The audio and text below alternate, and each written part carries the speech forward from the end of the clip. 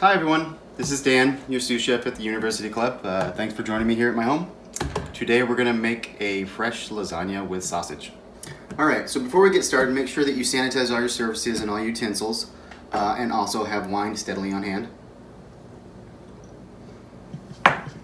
So to begin, I have some sausage I ground at work. It's pork, but you can grab any kind of sausage you want from the store, or if you have any on hand. And then we're gonna mix our dry herbs and spices into it so that it can marinate a little bit and soak up all that flavor. And let's get started. As you can see, just give a little love to your meat. Mix it up so it's thoroughly integrated.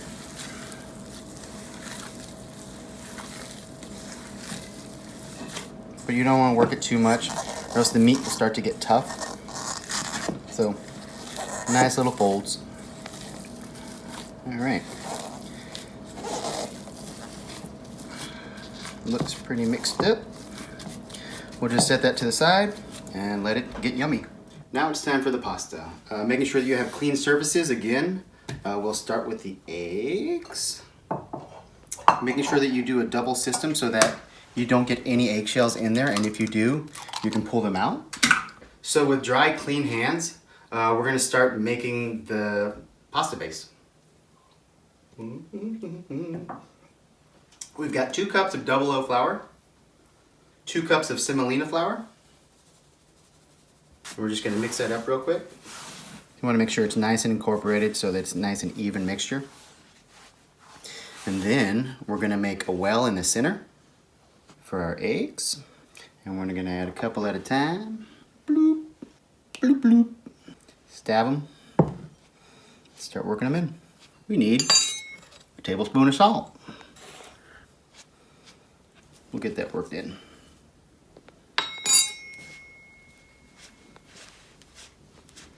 This will take a while. You can also, if you don't want to make homemade pasta, you feel free to buy any pre-made, like ones you can boil, or they're ready to bake in the stores. If you don't want to go to the stores and you have all this on hand, by all means, make your pasta. It's much better. You're also going to need a little extra flour towards the end when we roll the dough out for mixing and rolling it so it doesn't get all stuck to your board. So as I'm adding all these eggs, that's 8 total, I'll also be adding 1 tablespoon of olive oil and 1 to 1.5 cups of water while I mix everything together.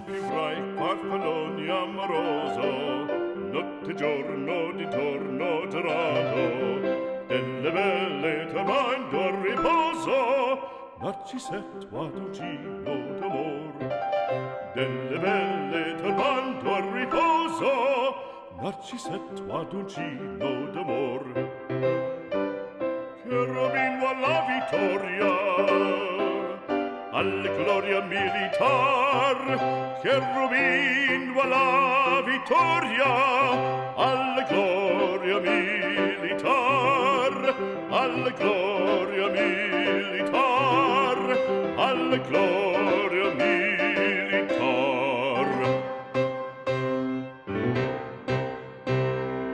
So you're gonna wanna keep kneading your dough until it's nice and silky. It's gonna take quite a while. You'll see it once you push back on it and it resists. As of right now, we still need to work a little more because it's not quite smooth, as you can see. And add flour as you need. Sometimes it can get a little tacky, and that's okay. You just keep working it till it's nice and smooth and everything's mixed in.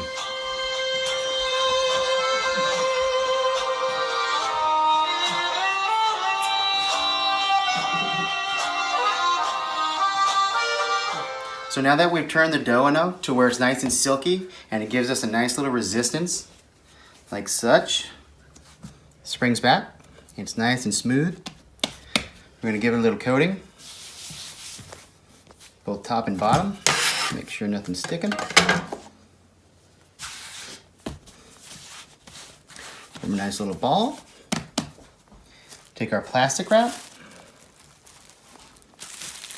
coat it, cover it,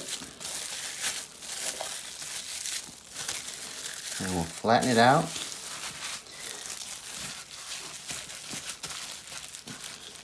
And we'll let that rest for about an hour. All right, so now while the pasta's resting, we're gonna get the sauce going, but first, we're gonna start with the meat so we can render down that fat and get some nice caramelization on the meat. All right.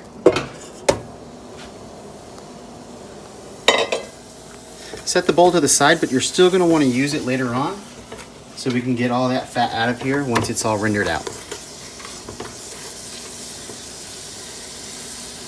So as that starts to brown up, let's move back over to the cutting board. All right, for our sauce, first things first, we're gonna use some leeks in there. And the thing about leeks is they grow with a lot of dirt on the inside. And so we're gonna cut all that green part off, which is full of nasty dirt. Discard that, and then we'll cut the leek lengthwise, as such. And then we'll rinse them out. You don't want any of that dirt in there. There's a lot of bacteria and certain kinds of things that can make you pretty sick. Plus, chewing on dirt isn't exactly tasty. Cut them lengthwise once more, but not so much that you cut the butt, just so you can get them broken apart. And then we're just gonna do, and then we're gonna move on to onions. We'll do a small dice.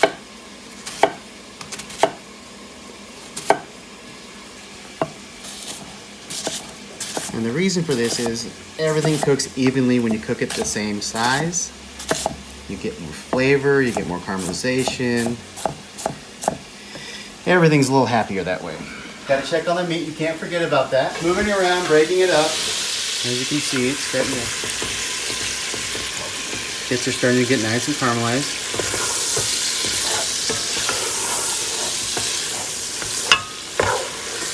You're gonna want a nice medium to high heat. Nothing too low or else you won't get that caramelization you're looking for, but nothing too high so it doesn't burn. So just keep a quick little eye on it. Break up all those large bits. Move it around. Now that the meat's nice and browned up, we're gonna take it off the heat and we're gonna strain a lot of that fat off because no one wants to eat that, but make sure you're using a towel because that pan is probably pretty hot. So I go into that bowl that we stored the meat in earlier, wash it out, get a fine mesh colander or in this case a chinois, and then we're gonna strain all that fat out so that we're not eating it because that's not healthy. So now that we've taken the meat out, we're gonna start with the sauce base. Here we have a diced yellow onion, leeks, garlic, bay leaf, some tomato paste, and some chunked tomatoes that we're gonna use a little bit later. Let's start sauteing the onion. Just wanna sweat them a little bit. Don't wanna overdo it. And at the same time, you want to add your leeks.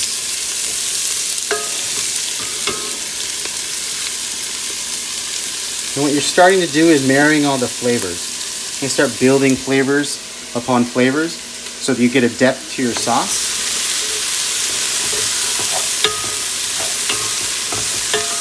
So now from there, we're going to start picking our fresh herbs, which I'm starting with my thyme because that takes the most time. And you just start at the tip and pull back. You want about, in my opinion, about 2 tablespoons of fresh thyme, depending on your taste. I like thyme though. Frees me up quite a bit. Anyway, and then you'll have your rosemary. Again, same, starting at the tip, pulling down, cleans it up. And about maybe a tablespoon of rosemary because it's really powerful. And if you don't want to overwhelm the flavor with just rosemary, then, you know, go to taste. Whatever your preference is.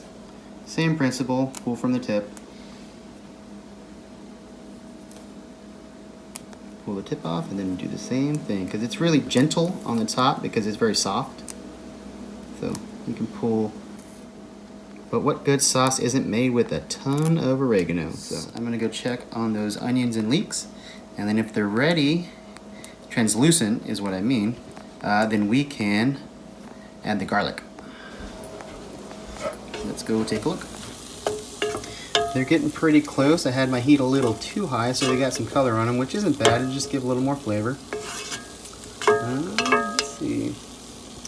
Probably another 5 minutes, and we'll check back in with that. And don't forget, drink your wine. Cheers. Then chop your herbs. You can also use dried herbs if you'd like. It's all about preference. It's all going to get cooked. With dried herbs, you're going to want to use less because they are more potent. All right, that's plenty good. And then the thyme.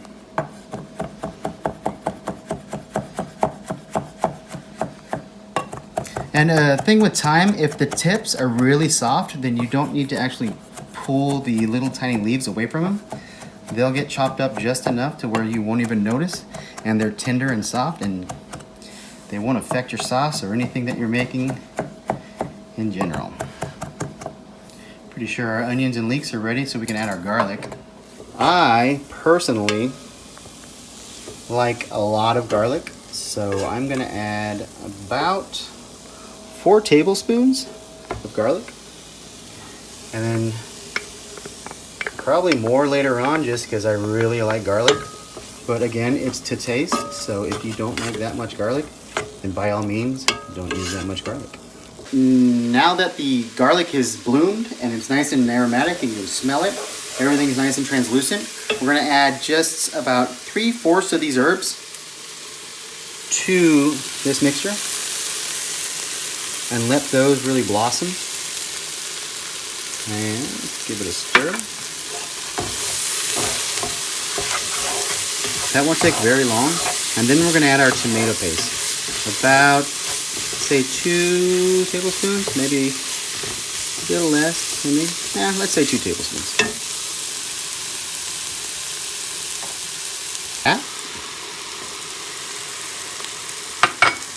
And we're gonna let everything just kind of get a nice little color and caramelize-ish a little bit. Turn the heat up just a hair, just past medium. So now that we've let that cook down a little bit, we're gonna add our red wine, and about a cup to a cup and a half.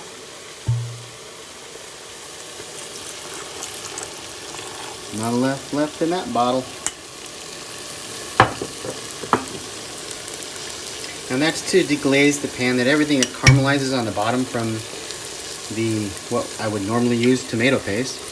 And you would have a darker, richer color if it was tomato paste, but we're still getting the same kind of caramelization, just not as much depth of flavor. So we'll let that cook down a little bit, scrape everything up. So now we're gonna add our 2 28-ounce cans of diced tomatoes, or crushed if you prefer.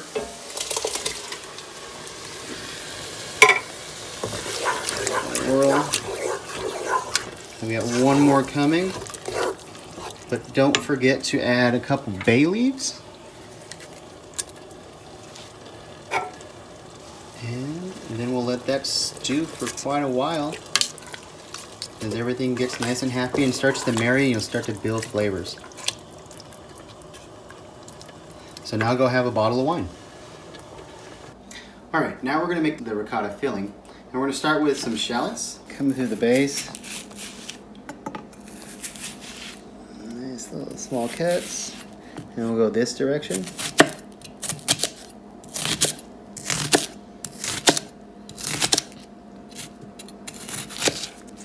And we'll just do nice little cuts, watching our fingers so we don't chop them off. I've got some mushrooms I cut up a little earlier,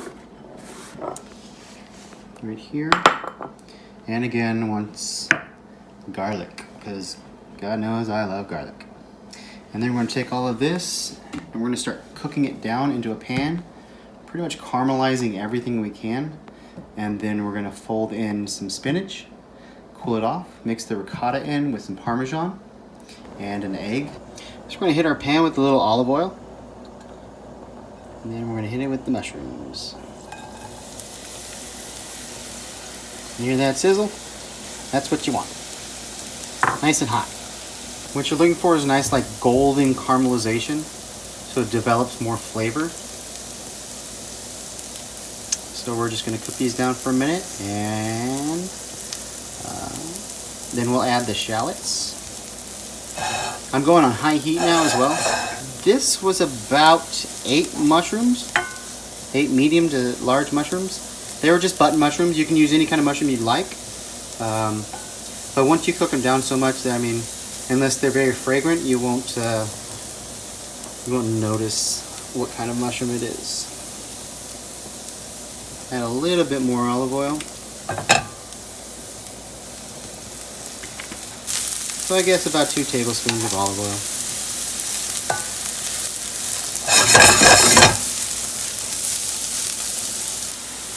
Alright, now that everything's really nice and caramelized, you can see, we're going to go ahead and add that one shallot that we diced up. It was a fairly large shallot. Into a small dice. Once that's all sweat down, we're going to add our garlic and our herbs, and then we're going to hit it with a little sherry vinegar, just for a little pop. I cook a little hot, so I'm going to turn my heat all the way to high, but you can't walk away if you do this.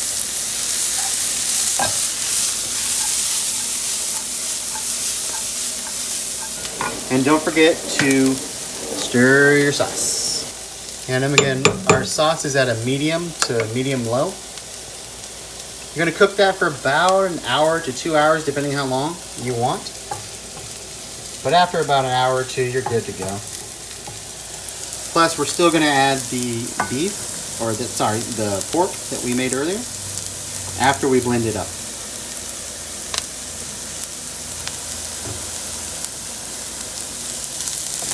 It's looking nice.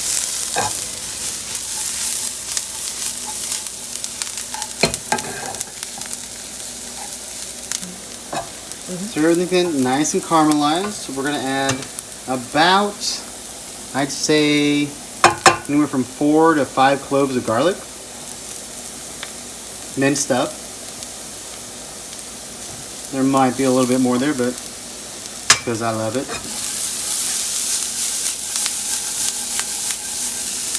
And you'll smell it really get aromatic really quickly.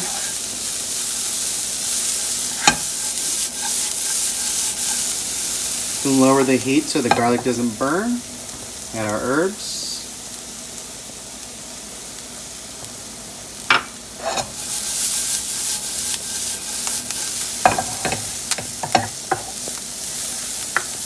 You can really smell those herbs come out.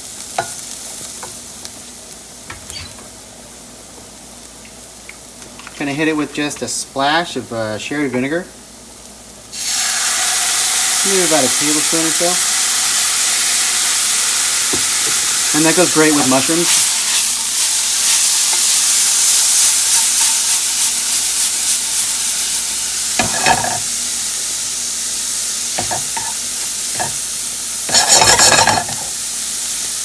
Everything's really starting to open up. And then I'm going to hit it with a little white wine. And that's going to add a sweetness. That's going to help later on when we build the lasagna.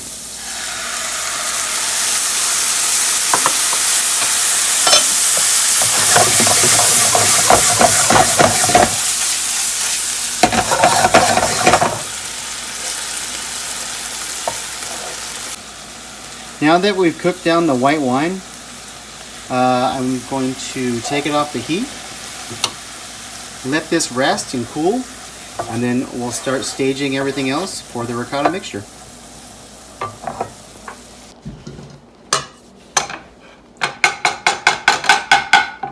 Some parsley I diced earlier, do a fine mince on it.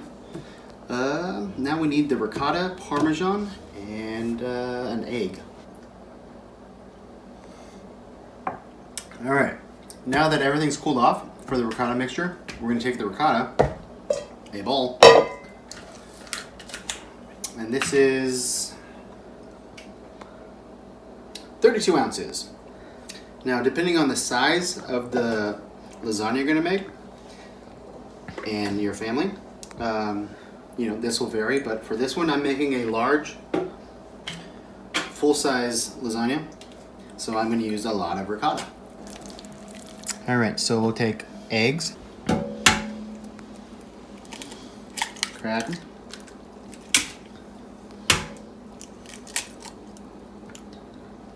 no eggshells, that's good. Let's wash our hands real quick. And then we'll add the eggs. We'll add our cooled down mixture after we incorporate the eggs.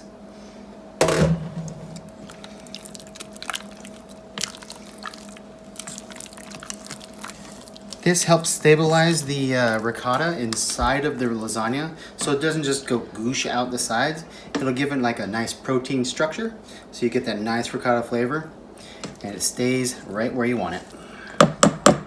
Now we can add our yummies, which we have all of our garlic and shallots, mushrooms, our herbs, and you can also add spinach if you'd like, if you're doing a vegetarian version without the pork sausage. Get all those goodies. I'm going to choose to do parsley that I diced up earlier. So now we're going to add a cup of Parmesan to the mix. Mix that in. I personally like to take a little bit of lemon zest and add it to my ricotta. And it's super simple, it's light, it's it just helps open up the dish. And we'll set it aside to chill. So if you did decide to make your own pasta, this is what you can do with the ball that you rested. Which we'll roll it out again.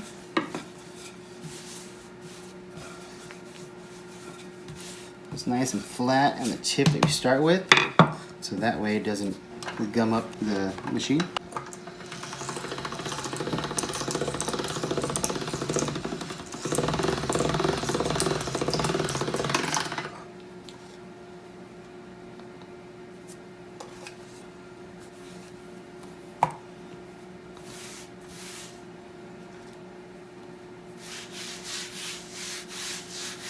Starting with the opposite end we started with, going this way, flipping it over so that way we get an even roll.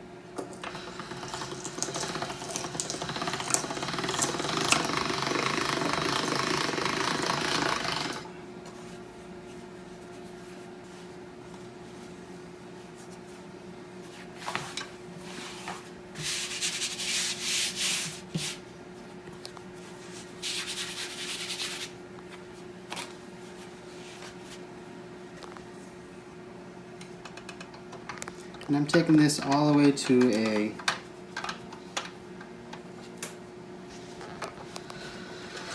5. And I'll pull the resistance on this so it doesn't hit the edges on the inside.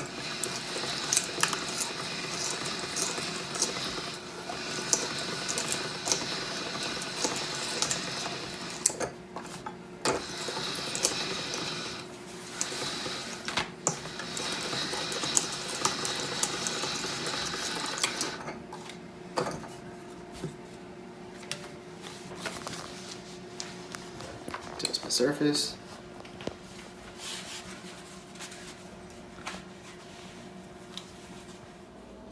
Now that we've finished cooking off the pasta and shocking it cold, we'll take some of that, and first we'll start with a layer of the sauce down at the base. Let's get a little close up of that. Lay them out.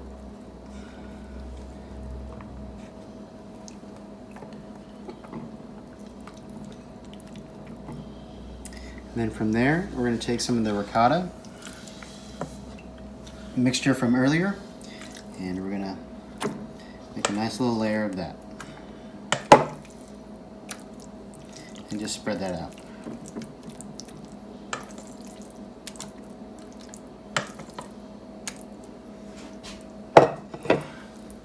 This might get a little messy, so don't be scared.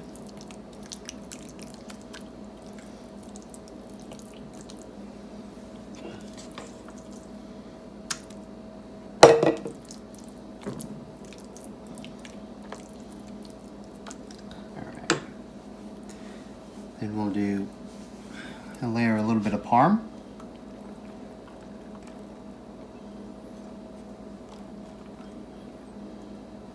And I've sliced earlier a wedge, or not a wedge, but a log of mozzarella. And we'll just lay those out one by one, side by side, or intermittently, so they're not too close, because I think we might get a little too much cheese up in that middle.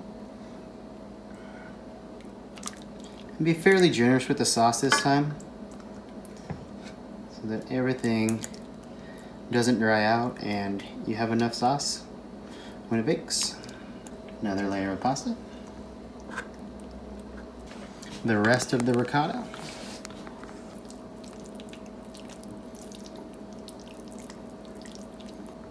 And a bit of parm. So now we're going to finish the top, and we'll add one more layer of noodle.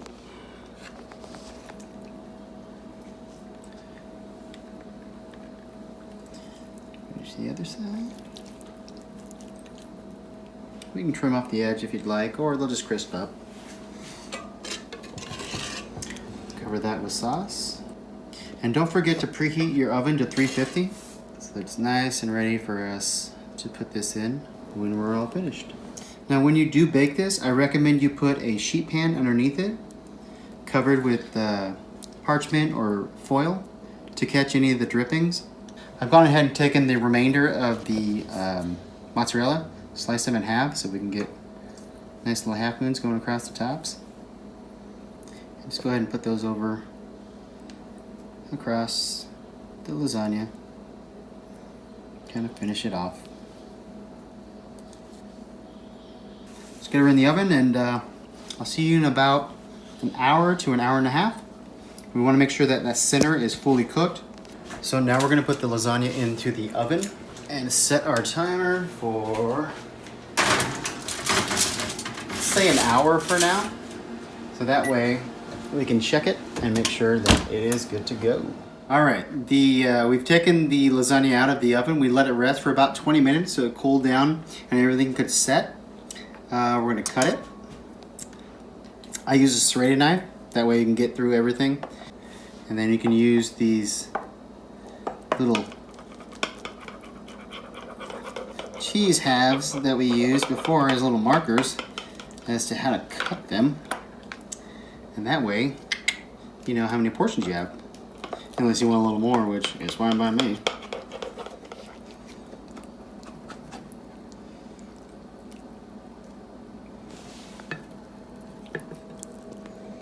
You have yourself a lovely little lasagna. I hope you enjoyed the video. I hope you, most importantly, enjoyed the food.